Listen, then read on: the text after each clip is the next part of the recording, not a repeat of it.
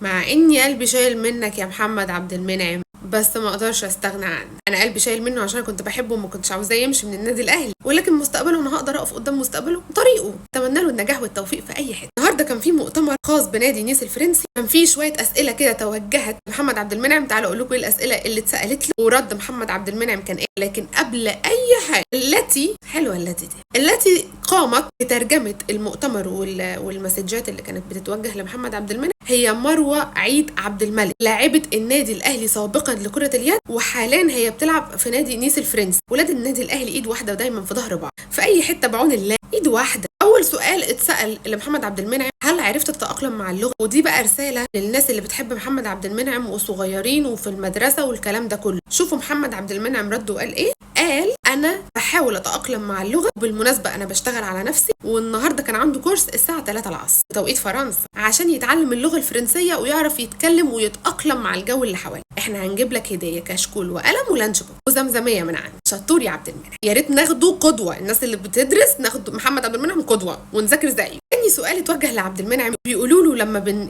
صفحه نادي نيس الفرنسي بتنزل اي بوست على السوشيال ميديا بنلاقي دايما تعليقات فرنسيه وعربيه. بصوا بقى رد الفنان، الرد فن مش عنه. عبد المنعم رد عليه وقال له: انا كنت بلعب في اكبر نادي في افريقيا وفي الوطن العربي كله، وانا كنت بحب جماهير النادي الاهلي وجماهير النادي الاهلي بيحبوه، فطبيعي ان انا الاقي منهم كل الدعم ده، وهم بيحبوا يدعموني وبيتمنوا ليا التوفيق وبيشجعوني دايما. نكتر، بصوا عاوزاكم تكتروا ايه كومنتات، كل واحد يكتب ينزل ب5 كومنتات ما يهمكوه، هو هيدفع لنا باقه النت. اهم حاجه ربنا يوفق. طبعا كل التوفيق لمحمد عبد المنعم مع نادي نيس الفرنسي، ان شاء الله زي ما كنت احسن مدافع في افريقيا تبقى احسن مدافع في اوروبا كلها.